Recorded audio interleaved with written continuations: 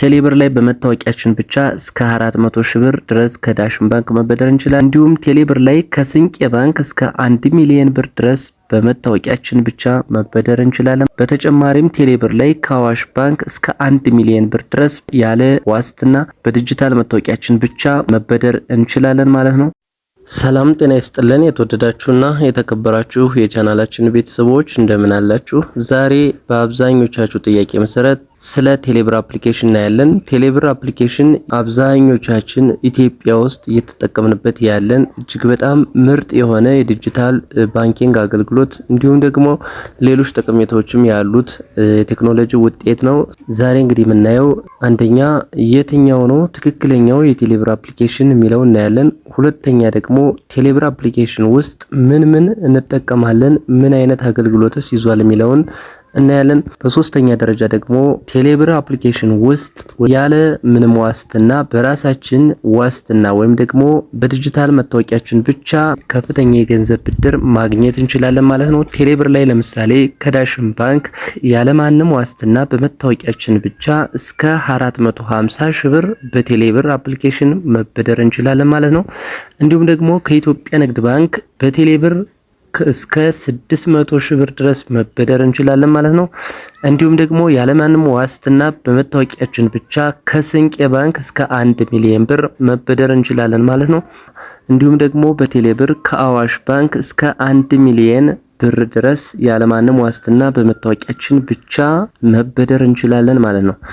ስለዚህ የተወደዳችሁና የተከበራችሁ የቻናላችን ቤተሰቦች ዛሬ እንግዲህ የምናየው ቅድም መግቢያችን ላይ እንደተናገርነው ቴሌብር አፕሊኬሽን ለመጠቀም የትኛው ነው ትክክለኛው የቴሌብር አፕሊኬሽን የሚለውን እናያለን። በሁለተኛ ደረጃ ደግሞ ቴሌብር አፕሊኬሽን ውስጥ ምን አገልግሎቶችን ማግኘት እንችላለን፣ ምን መጠቀም እንችላለን የሚለው እናያለን። በሶስተኛ ደረጃ ያለምንም ዋስትና በመታወቂያችን ብቻ ከተለያዩ ባንኮች ቴሌብር አፕሊኬሽንን በመጠቀም ብቻ እንዴት ብድር ማግኘት እንችላለን የሚሉትን ሶስት ጉዳዮች እናያለን። ከዛ በፊት ግን ለቻናላችን አዲስ የሆናችሁ ሰዎች ቻናሉን ሰብስክራይብ በማድረግ እንዲሁም ደግሞ ይሄን ቪዲዮ ላይክ አድርጋችሁ እንድትጀምሩ ጠይቃችኋለሁ። ቀጥታ ወደ ዕለቱ ፕሮግራም አልፋለሁ። በመጀመሪያ ደረጃ እንደተለመደው ህጋዊ አፕሊኬሽኖችን የምናገኘው ፕሌይ ስቶር እና አፕ ስቶር ነው ማለት ነው። ስለዚህ ትክክለኛውን የቴሌብር አፕሊኬሽን ለማግኘት ፕሌይ ስቶር ላይ እንገባለን። በመቀጠልም እዚህ ሰርች ማድረጊያ ቦታው ላይ ቴሌብር ብለን እንጽፋለን። ቴሌብር ብለን እንጽፋለን። ስለዚህ ቴሌብር ሱፐር አፕ የሚል ይመጣልናል። ክሊክ እናደርጋለን። እንደምትመለከቱት ትክክለኛው ቴሌብር ሱፐር አፕ ይሄን ይመስላል። እንግዲህ ሌላ ቦታ ላይ ፌስቡክ ላይ ሌሎች ሊንኮችን እንዲሁም ደግሞ ሌሎች ቦታዎች ላይ የምታገኙት ቴሌብር ትክክለኛ ያልሆነ ወይም ፌክ ሊሆን ስለሚችል ጥንቃቄ አድርጉ። ሌላ ቦታ ላይ ቴሌብርንና ሌሎች የገንዘብ ማላላኪያና ወጪ ማድረጊያ አፕሊኬሽኖችን መጠቀም ባትችሉ መልካም ነው። ነገር ግን ጉግል ፕሌይ ስቶር እና አፕ ስቶር ላይ ግን ህጋዊ አፕሊኬሽኖች የሚጫኑበት ቦታ ስለሆነ ፕሌይ ስቶር ላይ ገብታችሁ በዚህ መሰረት ታገኙታላችሁ። በመቀጠልም እኔ ኢንስታል ስላደረኩት ኦፕን ነው የሚለኝ ቀጥታ። ስለዚህ ኢንስታል አድርጉት። እናንተ ኢንስታል አድርጋችሁ ከጨረሳችሁ በኋላ በዚህ መሰረት አፕሊኬሽኑ ይወርድላችኋል። ቴሌብር ይላል እንደምትመለከቱት ማለት ነው። ከዛም እኔ አሁን እንዴት እናንተ ኢንስታል ያደረጋችሁትን ትከፍታላችሁ። ቀጥታ ከፍታለሁ። ጠብቀዋለሁ።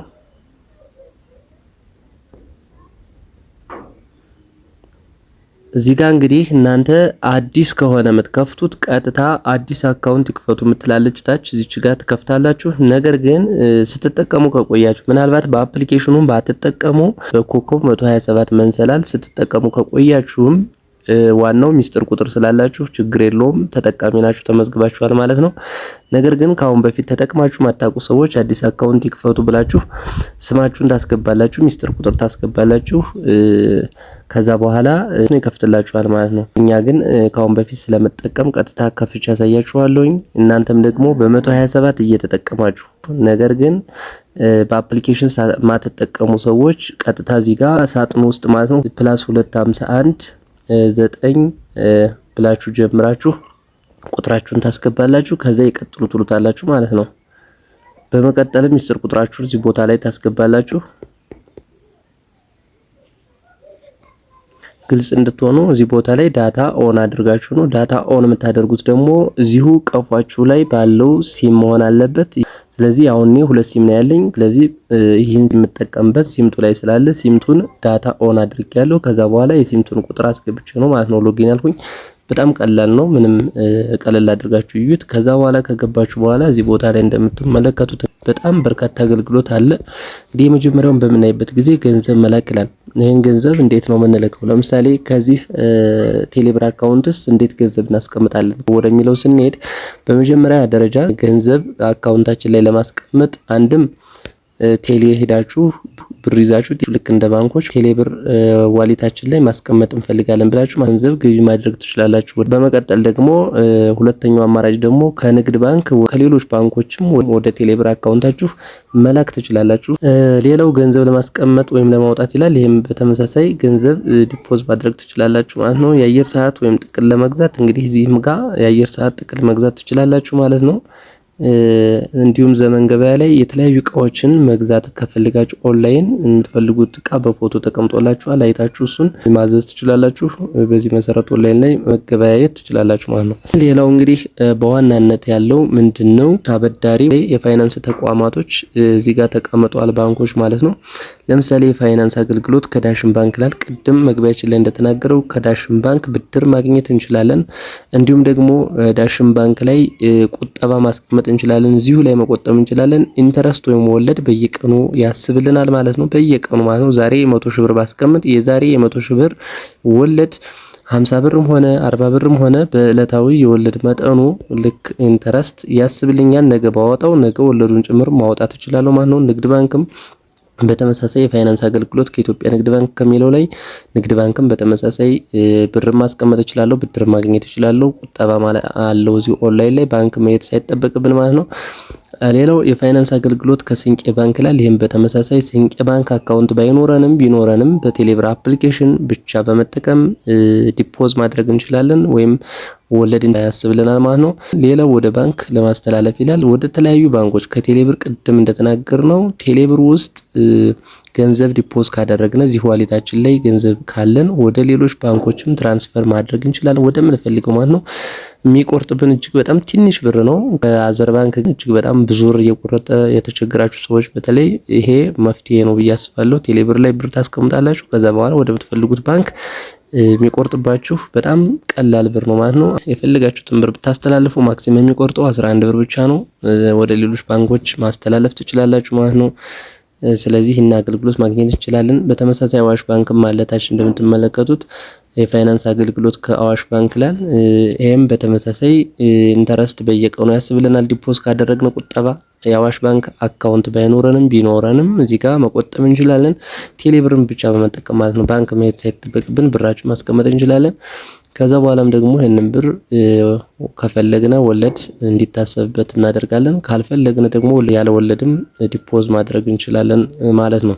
እንዲሁም ሌሎች አገልግሎቶችም አሉ ለመብራት፣ ለውሃ እንዲሁም ደግሞ ለነዳጅ ለምን መክፈል የምንፈልጋቸውን ክፍያዎች በዚሁ ቴሌብር አፕሊኬሽንን በመጠቀም መክፈል እንችላለን። የመብራት አገልግሎት ሊሆን ይችላል፣ የውሃ አገልግሎት ሊሆን ይችላል፣ ትራንስፖርት ሊሆን ይችላል። ለምሳሌ ኤርላይን ቲኬት ልንቆርጥ እንችላለን። የባሶች ቲኬት፣ የትምህርት ክፍያ፣ የተለያዩ አማራጮች አሉበት። እዚህ ጋር ብናይ ክፍያ የሚል አለ ታች ጋር ክፍያ ጋር እንደምትመለከቱት ኢትዮ ቴሌኮም ክፍያ አለ፣ ኤሌክትሪክ ክፍያ አለ፣ የውሃ ክፍያ አለ፣ ሌሎችም አሉ ማለት ነው። እንደምትመለከቱት በጣም በርካታ የሆኑ የትምህርት ለበጎ አድራጎት፣ ለዝግጅት እንዲሁም ለኢኮመርስ፣ የትራፊክ ቅጣት ክፍያ፣ መንግስታዊ ያልሆኑ የኢንሹራንስ፣ የግብር እንዲሁም የሕክምና ምናምን የሚሉ በርካታ አገልግሎቶች አሉ ማለት ነው።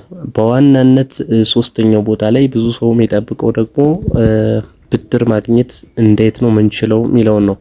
ብድር ለማግኘት እንግዲህ ለምሳሌ ከኢትዮጵያ ንግድ ባንክ ብድር ለማግኘት እንዴት ነው ምንችለው? እንዴት ነው ምናመለክተው? የኢትዮጵያ ንግድ ባንክ እዚህ ጋር እንደምትመለከቱት አርማው አለ። የፋይናንስ አገልግሎት ከኢትዮጵያ ንግድ ባንክ የምትለዋን ክሊክ እናደርጋለን።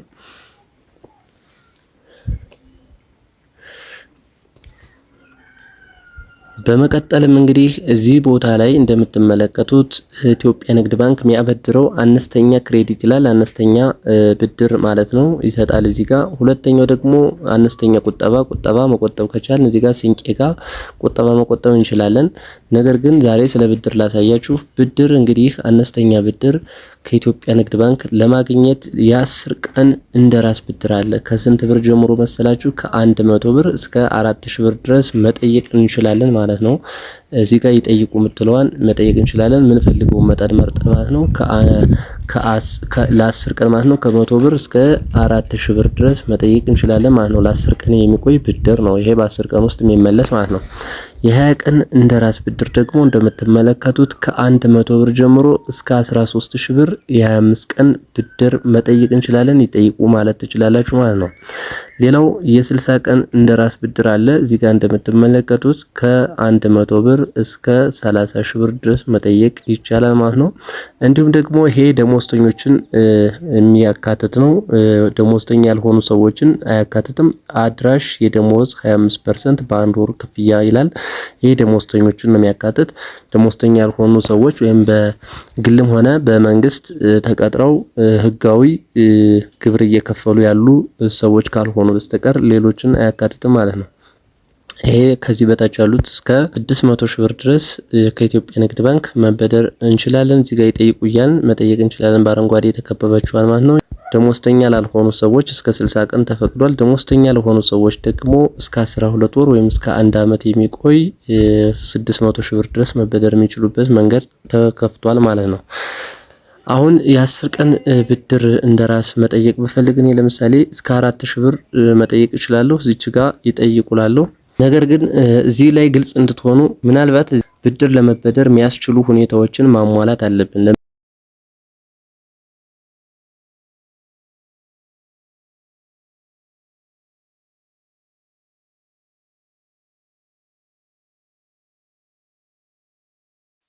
ለምሳሌ ዲጂታል መታወቂያችን ከቴሌብር አካውንታችን ጋር ማስተሳሰር ይኖርብናል። ይሄ የመጀመሪያው ቅድመ ሁኔታ ነው ማለት ነው። ስለዚህ ዲጂታል መታወቂያችን ከቴሌብር አካውንታችን ጋር ማስተሳሰር እንዳለብን አትርሱ። ያላችሁ ታማኝነት ምናምን መሰረት ተደርጎ ነው ማለት ነው ብድር የሚሰጠው። ለምሳሌ ከ100 ብር እስከ 4000 ብር በሚለው ገደብ ውስጥ 4000 ብር ብጠይቅ ላይሰጠኝ ይችላል። ምክንያቱም ይሄ ቴሌብር እንቅስቃሴ ዝቅተኛ ከሆነ ማልጠቀም ከሆነ ላይሰጠኝ ይችላል ማለት ነው። በዚህ መሰረት ብድሮችን ጠይቀን የተለያዩ ስራዎችን መስራት የምትፈልጉ ሰዎች አጫጭር ብድሮችን ማግኘት ትችላላችሁ ማለት ነው።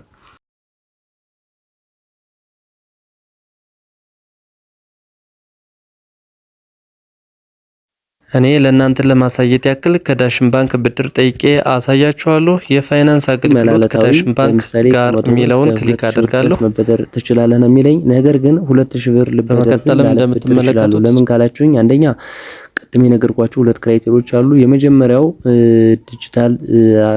ዲጂታል መታወቂያን ከቴሌብር ጋር ማያያዝ ይኖርብኛል። በእርግጥ ይሄን አያይዣለሁ። ሁለተኛው ክራይቴሪያ ደግሞ የቴሌብር እንቅስቃሴ ነው። ዋነኛው የቴሌብር እንቅስቃሴ ምን ያህል ነው የሚለውን ያያል፣ ታማኝነቴን ያያል ማለት ነው። ለምሳሌ ተበድሬ ብጠፋ ወይ ደግሞ መረጃዬን ባጠፋ እንደዚህ አይነት የማጭበርበር ሙከራዎች እንዳይሞከሩ ስለሚፈልግ ምንድነው የሚያደርገው? ታማኝነት ያያል ማለት ነው። ለምሳሌ እዚህ ይሄን ሲም ከከፍቼ የአየር ሰዓት እየገዛሁበት ቆይቻለሁ ለ1 ወር ያክል ማለት ነው። ከዛ በላይ አልተጠቀምኩበትኝም። ስለዚህ ደካማ ነው የሚባለው በዚህ እንቅስቃሴ ውስጥ እንግዲህ 1 ወር ብቻ ነው የተጠቀምኩበት ይሄን ሲም። ምናልባትም 2000 ብር ላይሰጠኝ ይችላል። ነገር ግን በዛ ሬንጅ ውስጥ ግን የተወሰነ ብር ሊያበድረኝ ይችላል። ምክንያቱም ይሄን ሲም አዲስ ሲም ስለሆነ ለእናንተ ለማሳየት ያክል ብቻ ነው የተጠቀምኩትኝ። ስለዚህ ምን ያህል ይሰጠኛል የሚለውን አብረን እናያለን ማለት ነው። እቺን ክሊክ በምታደርጉበት ተጨማሪ የምትለዋን ክሊክ ታደርጋላችሁ። እንግዲህ እንደምትመለከቱት የአገልግሎት ክፍያ 1% አለ። ከዛ ቅጣት ደግሞ ከመክፈያ ጊዜ ካለፈ ደግሞ 2% አለ። እኔን የሚያበድረኝ ግን ያለውት ገደብ ይላል 275 ብር ነጥብ 50 መበደር ይችላሉ። ከዚህ ውጭ መበደር አትችልም ነው የሚል። ለምን? ይሄ ሲም አዲስ ስለሆነ ገና ብዙም የተጠቀምኩበት ስላልሆነ የቴሌብር እንቅስቃሴ ታማኝነቴን የሚያረጋግጠው እየተበደርኩ በሄድኩ ቁጥር ነው ማለት ነው። ስለዚህ ገና አዲስ ሲም ስለሆነ ብዙ ብር ያበድረኝም። በዚህ መሰረት እንግዲህ ይጠይቁ የምትለዋን እጫናለሁ። እዚህ ጋር መጠኑን አስገባ ነው የሚለኝ 275 ብር ከ50 መበደር እንደምችል ነግሮኛል። እዚህ ጋር ግን እኔ ለምሳሌ 100 ብር ልበደር ማለት ነው። ስለዚህ ይመልከቱ ለዋለሁ ማለት ነው። ከዛ ሚስጥር ቁጥር ይጠይቀኛል። ሚስጥር ቁጥር አስገባለታለሁ። ሚስጥር ቁጥር አስገብቼ ሴንድ ለዋለሁ ማለት ነው። ከዛ በቀጥታ ያበድረኛል ማለት ነው። ቀጥታ የተበደርኩትኝን ገንዘብ የሚያመጣልኝ ከመጀመሪያው ቦታ ላይ ሆም ላይ ነው ማለት ነው። ስለዚህ እዚህ ቦታ ላይ እንደምትመለከቱት 110 ብር ነበረኝ 100 ብር አበድሮኛል 110 ብር አለኝ ማለት ነው። ይሄን 100 ብር አንደኛ ወደ ሰው ልላከው ብል ለምሳሌ ወደ ሌሎች ቴሌብር ተጠቃሚዎች ልላከው ብል እዚች ጋር ለግለሰብ ይላል መላክ እችላለሁ። ነገር ግን ወደ ባንክ ደግሞ ወደ ንግድ ባንክ ልላከው ካልኩኝ እዚህ ጋር ወደ ባንክ የሚለውን ጫናለሁ። ከዛም ኢትዮጵያ ንግድ ባንክ ብትሏን መርጣለሁ። እዚህ ለምሳሌ ብዙ ባንኮች አሉ እንደምትመለከቱት የምትፈልጉትን ነው። እኔ ኢትዮጵያ ንግድ ባንክ ብትሏን መርጣለሁ። ከዛም እዚህ ጋር ቁጥር አስገባለሁ። እንደምትመለከቱት ስሙን አምጥቶልኛል። ከዛም እዚህ ጋር 100 ብር ለዋለሁ። ከዛ ለማስተላለፍ ይላል ጫነዋለሁ።